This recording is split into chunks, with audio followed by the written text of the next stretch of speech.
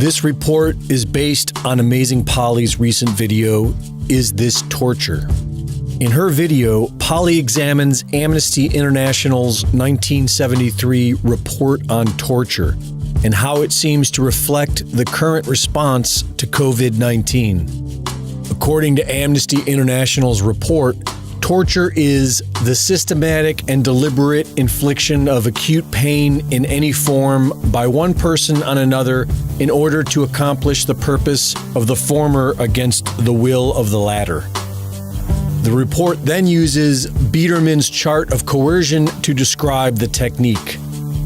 Psychologist Albert Biederman studied communist Chinese tactics known as DDD, debility, dependency, and dread.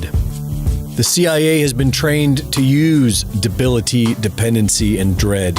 And according to their 1983 Human Resource Exploitation Training Manual, many psychologists consider the threat of inducing debility to be more effective than debility itself.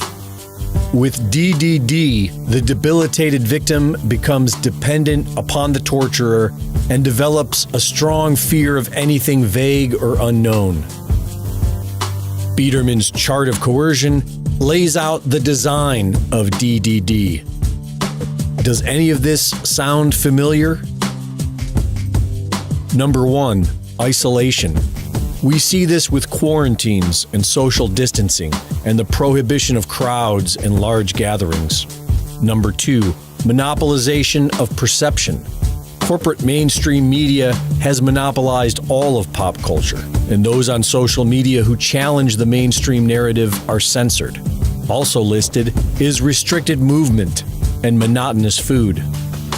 Number 3, induced debilitation and exhaustion. Gym closures, church closures, losing your job, school closings, and wearing masks all day long increase stress and provokes exhaustion and debilitation. Number 4, threats.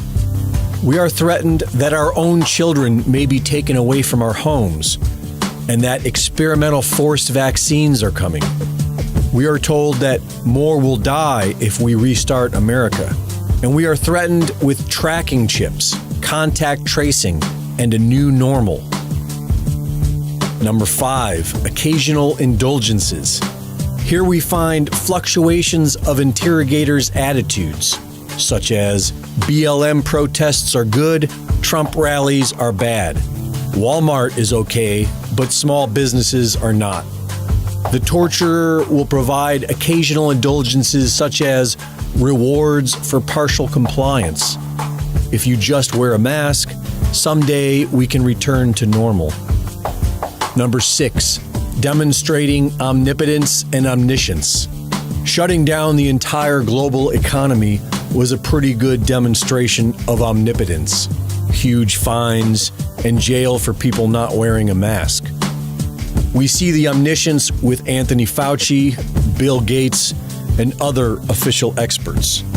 Number 7 is degradation, being called non-essential or a science denier, being treated as ignorant fools and called names by celebrities for not complying.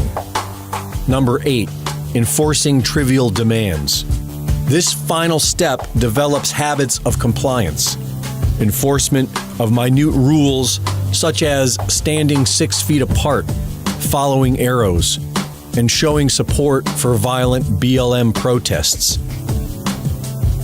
Also, according to the report on torture, many victims become ill as a result of coercion, and more than half the illnesses listed in the report can be easily diagnosed as COVID-19 according to CDC guidelines.